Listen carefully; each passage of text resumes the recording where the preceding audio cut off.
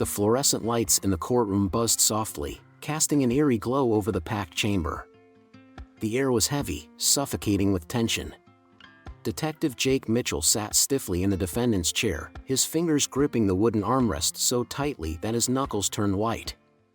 His training, years of experience in staying calm under pressure, failed him now. His pulse pounded in his ears, drowning out the whispers from the onlookers. Across the room, the jury members filed in, their faces blank, avoiding his gaze. The weight of their silence pressed down on him like a leaden fog. This was it. The moment that would decide his fate. The judge, an older man with deep-set lines of experience and exhaustion etched into his face, adjusted his glasses and cleared his throat. His voice was steady, emotionless. Has the jury reached a verdict? A brief pause. Then, the jury foreman, a man with shaking hands and a nervous look in his eyes, stood.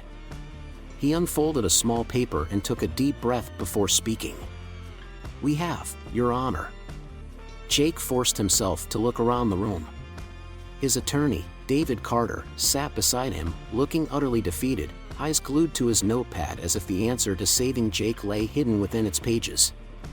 Across the aisle, District Attorney Jonathan Pierce wore a thin, triumphant smirk, the kind of expression that made Jake's stomach twist. But it was Lisa Carter, his former partner, who made his breath hitch. She sat in the back row, her face unreadable. They had worked together for years, trusted each other in life-threatening situations. Now, she sat there as though she were just another spectator. The foreman finally spoke. In the case of the state versus Jake Mitchell on the charge of first-degree murder. A pause that stretched forever. "We find the defendant guilty." A collective gasp rippled through the courtroom. The words slammed into Jake like a physical blow. His stomach dropped. His hands went numb. Somewhere, he heard the judge's voice continuing. "The jury recommends death by lethal injection." It felt surreal, like he was watching the scene unfold from outside his body. His mind raced back to the evidence, the gunpowder residue they had found on his hands, the grainy security footage showing someone who looked like him entering the victim's apartment, and the supposed witness who had sworn they saw him that night. Too perfect. Too clean. But none of it mattered now. The bailiffs moved toward him, handcuffs at the ready. As he stood, his legs felt like lead, his body weighed down by the crushing realization that this was happening. He was going to die for a crime he didn't commit. As the cold steel cuffs clicked around his wrists, he finally turned his eyes toward Lisa. For the first time since the trial began, her expression cracked, just for a second. Was it doubt? Regret? Guilt? He couldn't tell. The bailiffs led him toward the doors. As they opened, a sharp, urgent bark split the heavy silence. Jake's heart clenched. Kaiser. Outside the courthouse, Kaiser, his German Shepherd partner, stood rigid, ears pricked forward, golden brown eyes locked onto Jake with an intensity that made his chest tighten. The dog strained against the leash held by his temporary handler, his powerful muscles tensing as Jake stepped outside in cuffs. The moment Jake was visible, Kaiser lunged forward, barking in rapid succession, his tail stiff, his body trembling with frustration. "Easy, boy," the handler muttered, struggling to restrain him. Kaiser didn't care. His barking grew more frantic, his deep, commanding voice cutting through the chatter of the reporters and bystanders gathered outside. It was a bark that Jake had heard before, not aggression, not fear, but warning. He knew something was wrong. Jake didn't dare look back as the bailiffs pushed him into the prison transport van. He couldn't. The doors slammed shut, cutting off his view of Kaiser. That night, Jake lay awake on the thin, lumpy mattress in his cold prison cell, staring up at the dull gray ceiling. The air smelled of bleach and stale sweat. The reality of death row began to seep into his bones. He wasn't afraid of dying. He was afraid of dying a liar. Across the city, Lisa Carter unlocked her apartment door, the sound echoing in the silent space. Kaiser padded in beside her, his nails clicking against the hardwood floor. She had taken him in as a temporary guardian, but the dog seemed unwilling to settle. Restless, he paced from the door to the window, back and forth, whining softly under his breath. Every few minutes, he would stop, ears twitching, eyes scanning the doorway expectantly, waiting for Jake to return. He wouldn't. Lisa exhaled sharply, rubbing her temples. "He's not coming back, Kaiser," she whispered.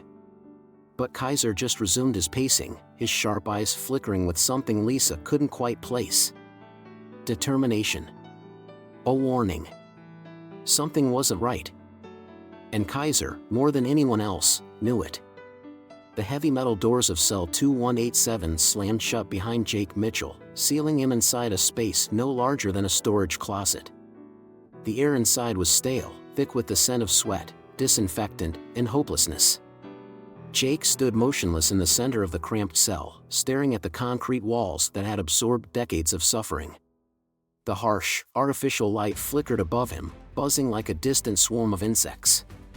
There was no window, no glimpse of the outside world, just gray walls, a narrow cot with a thin, lumpy mattress, and a stainless steel toilet sink combination that looked like it had been bolted to the wall since the prison was built. Somewhere down the block, a prisoner let out a sharp, bitter laugh.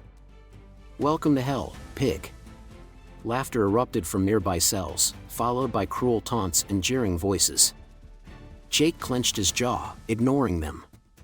He knew exactly what awaited him here. Cops who ended up on death row were either broken or hunted. It didn't matter whether he was guilty or innocent. In the eyes of the other inmates, he was nothing more than a former cop who got caught, and that made him a target. He took a deep breath, forcing his heartbeat to slow. This wasn't his first time behind bars. He had spent years locking up criminals, walking these very same halls during prison inspections, standing on the other side of the bars with his badge clipped to his belt. But now, he was one of them. He turned to the cot and sat down heavily, his mind racing.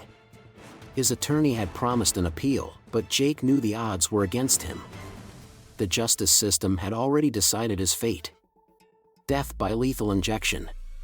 He was going to die for a crime he didn't commit. Across town, in a dimly lit apartment, Kaiser was not resting. Lisa Carter sat on her couch, staring at the German Shepherd as he paced restlessly from one side of the living room to the other.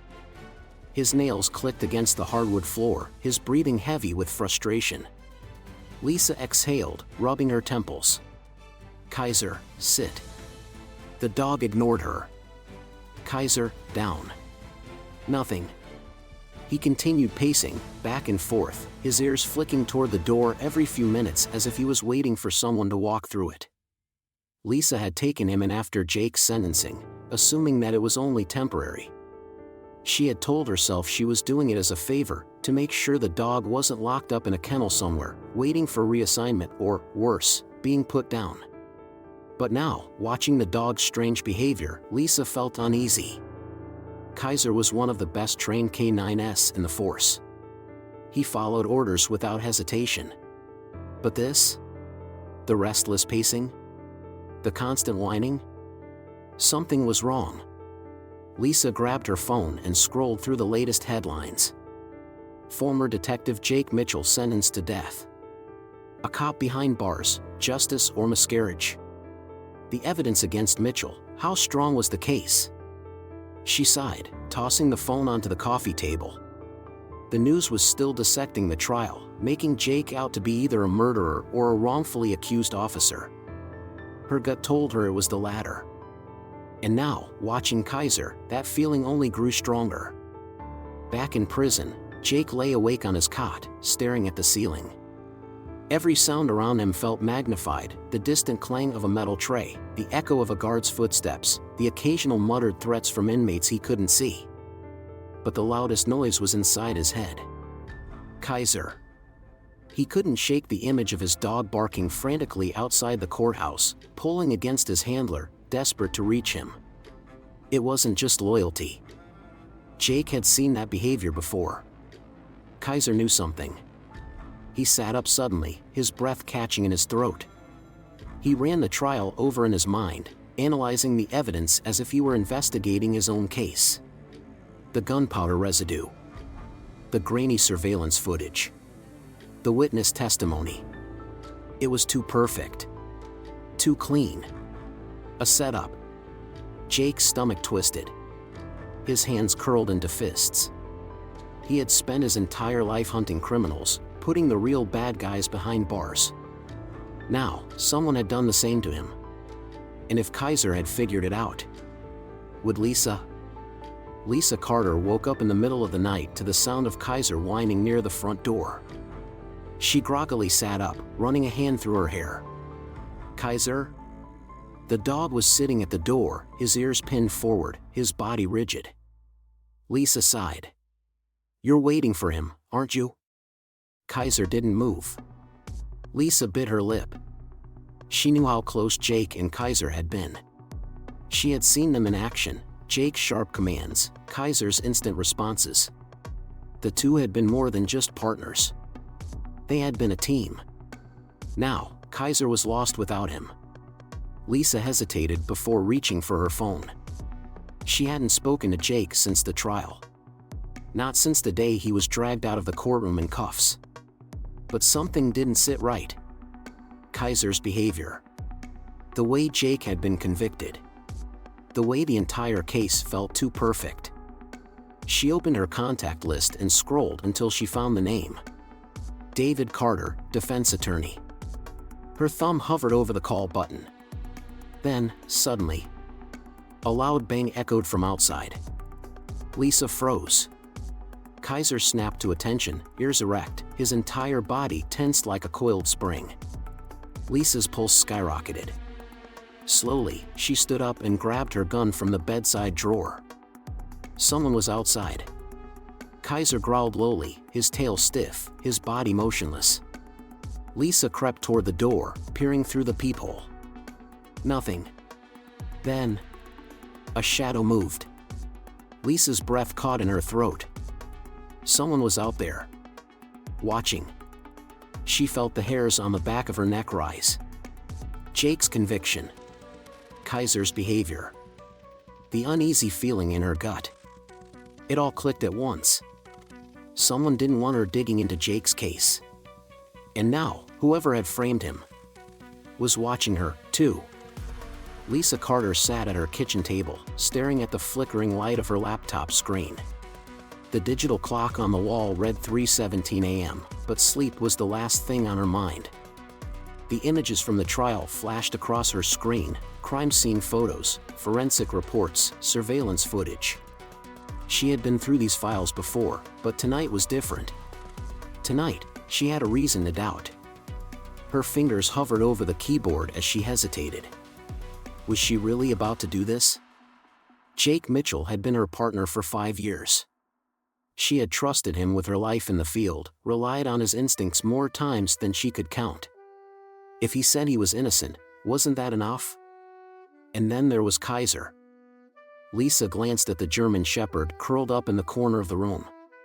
His ears twitched even in sleep, his body still tense, as if he were listening for something no one else could hear. She had seen a lot of K-9 partners in her time on the force, but none like Kaiser. He wasn't just a trained police dog.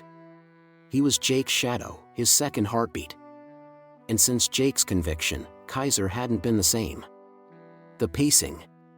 The whining. The restless energy that refused to settle. It wasn't just grief.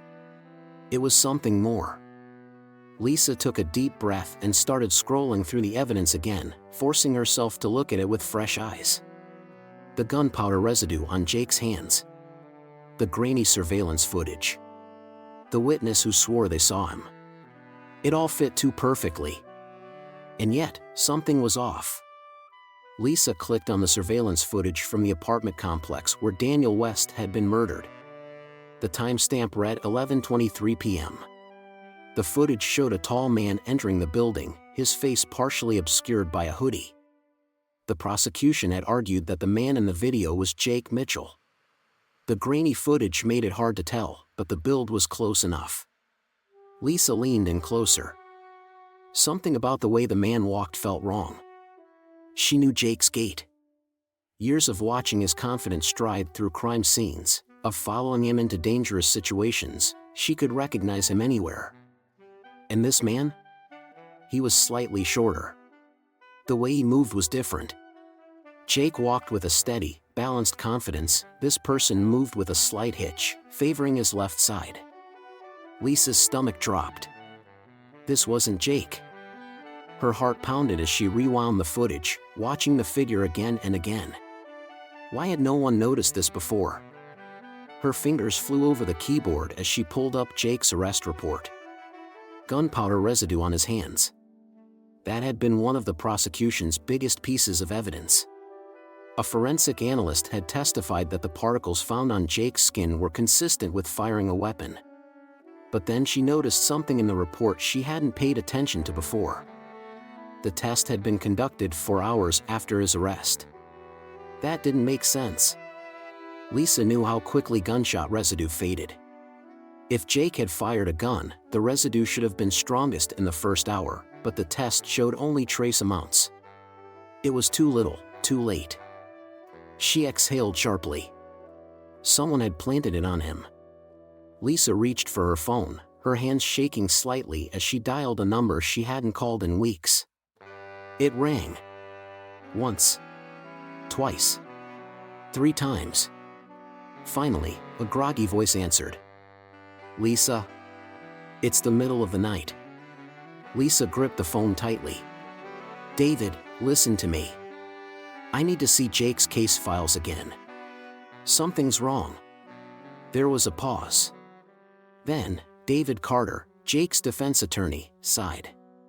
You're just now figuring that out? Across the room, Kaiser suddenly lifted his head. His ears twitched. Lisa followed his gaze toward the front window. The hairs on the back of her neck stood up. She slowly set her laptop aside and rose to her feet, reaching for the gun she always kept on her desk. Something wasn't right. Moving carefully, she crossed the room and peeked through the blinds. Nothing. But then, a shadow moved. Lisa's pulse spiked. Kaiser stood now, his entire body rigid, his gaze locked onto the door. His tail was stiff, his muscles tight. Lisa's grip on her gun tightened. Someone was out there, watching her. She glanced back at her laptop, at the files she had been reviewing. She had been looking into Jake's case for less than an hour. And already, someone knew. A chill ran down her spine. This wasn't just about proving Jake's innocence anymore. Someone wanted her to stop. And that meant she was getting close. Lisa barely slept. The next morning, she called in a favor with an old friend in the forensics unit. She needed a second opinion on Jake's evidence, specifically, the gunshot residue. Within an hour, she had her answer. It didn't match. The residue on Jake's hands wasn't from the same type of ammunition that had killed Daniel West. Lisa swallowed hard. This was it. This was proof. Someone had framed Jake. Her mind raced. If Jake hadn't pulled the trigger, then who had? She scrolled through the witness testimonies again, looking for inconsistencies. And then, she found it. The witness who had sworn they saw Jake at the scene. A man named Brandon Keller. A former police informant. Lisa's jaw clenched. She had worked Keller's file before. He was a habitual liar, someone who would say whatever the cops wanted to hear in exchange for a deal. Why had no one checked his credibility? Lisa knew why. Because someone had made sure no one did. She exhaled slowly, her hands curling into fists. This wasn't just about Jake anymore. Someone inside the department was pulling the strings. And if she didn't act fast, they were going to get away with it. Later that night, Lisa sat in her car outside Brandon Keller's apartment. The rain drizzled against the windshield, blurring the neon glow of the city lights. Kaiser sat in the passenger seat, his eyes locked on the building ahead. Lisa's hands tightened on the steering wheel. She had spent her whole life believing in justice. Tonight, she was about to find out just how far someone had gone to destroy it. And if she had to tear the entire case apart herself to prove Jake's innocence, then so be it.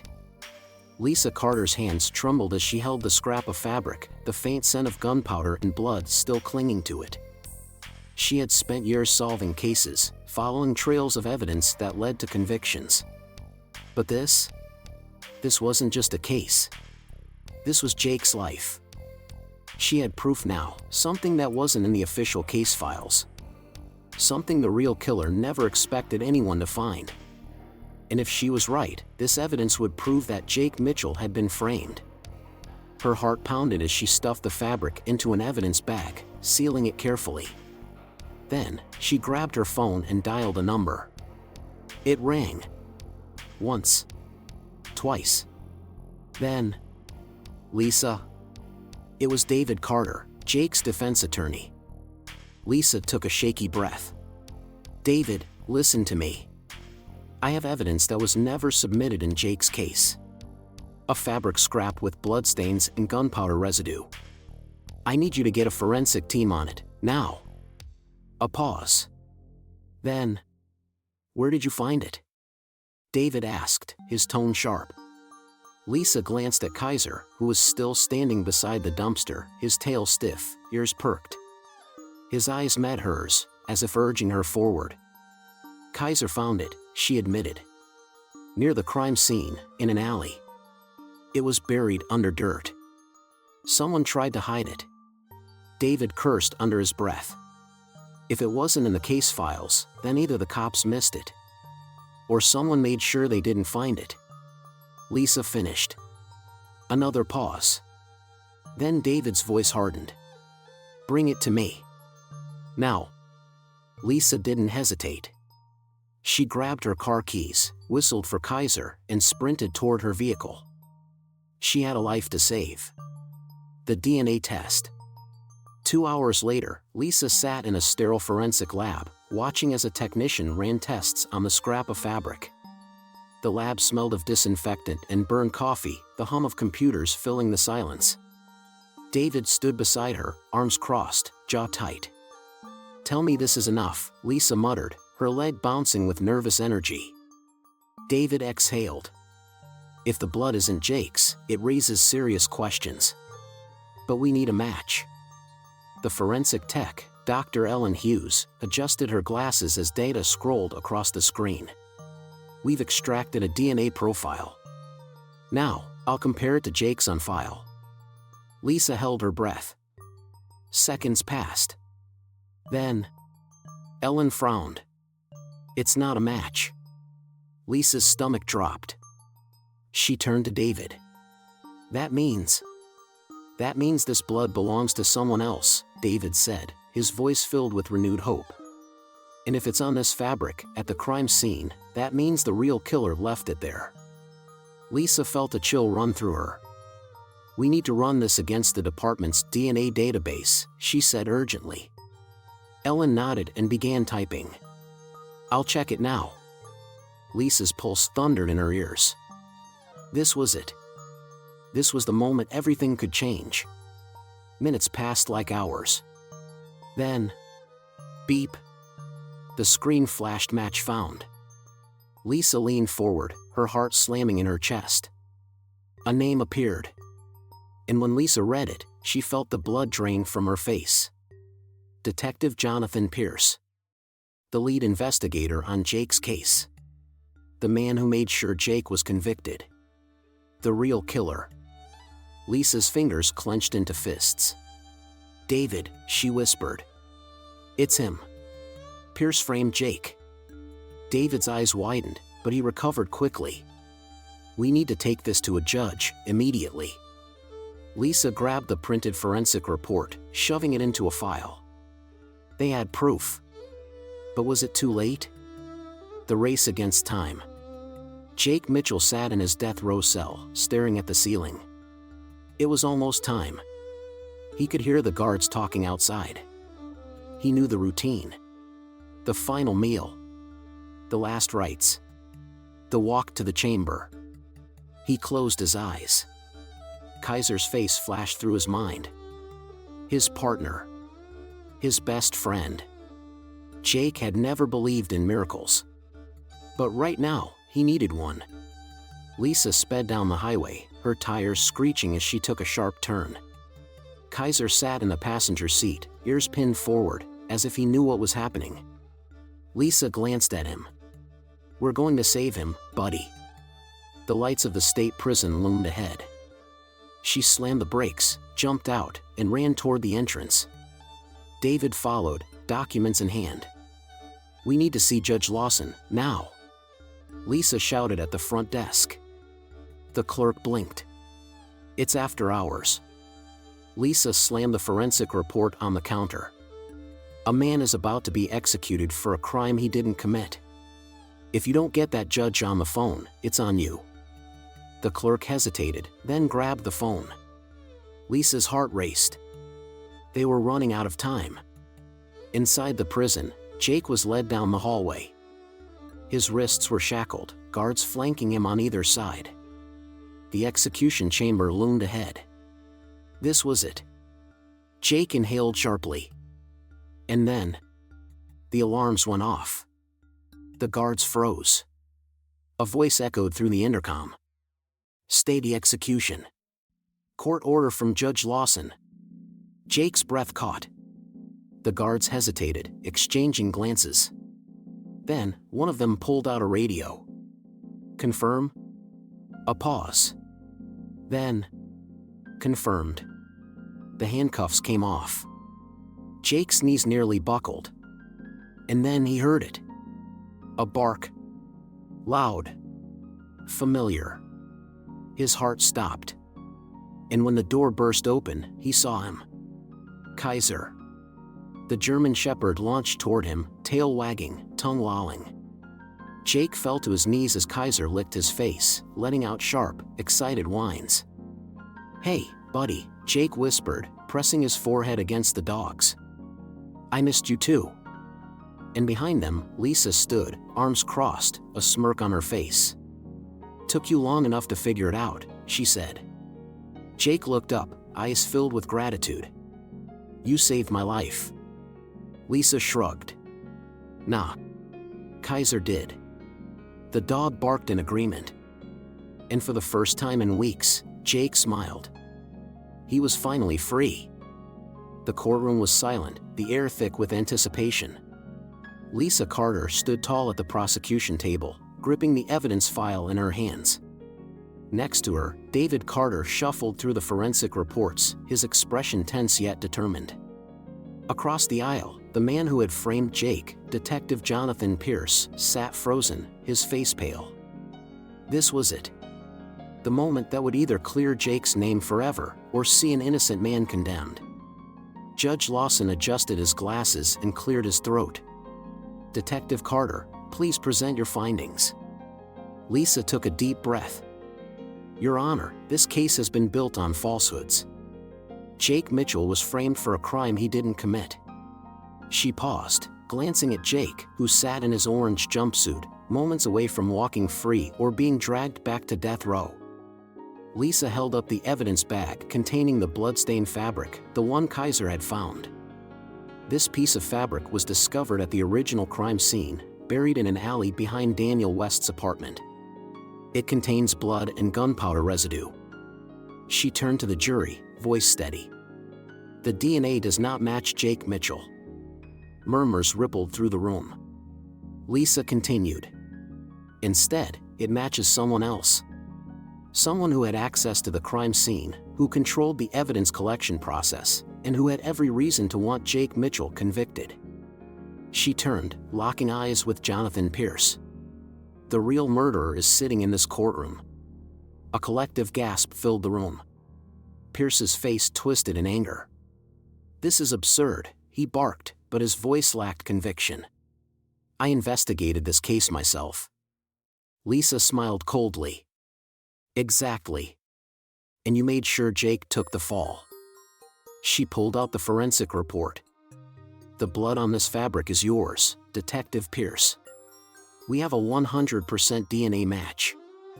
Gasps. The sound of chairs shifting. The jury exchanged shocked glances. Judge Lawson's gaze darkened. "Detective Pierce, do you have an explanation for this?" Pierce opened his mouth, but no words came out. He had no excuse. No way out. Lisa leaned in, voice sharp as a knife.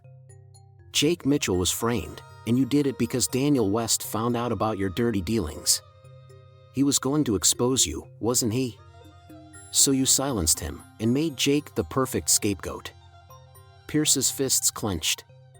You don't have proof I pulled the trigger. Lisa nodded to David, who handed her another file. Oh, but we do. She flipped it open. Ballistics analysis shows that the gunpowder on this fabric came from the same firearm that killed Daniel West. And guess whose service weapon fired that gunpowder? Lisa took one final step toward Pierce. Yours. The silence was deafening. Pierce swallowed, his entire body rigid. His eyes darted around, looking for an escape, but there was none. Judge Lawson's gavel struck the desk. Bailiffs, take Detective Pierce into custody. Effective immediately. As two officers approached, Pierce lunged forward, trying to make a run for it. Bam! Before Lisa could react, a streak of fur shot past her. Kaiser.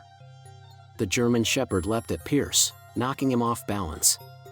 The force sent Pierce crashing to the ground, Kaiser pinning him with his weight. The crowd erupted.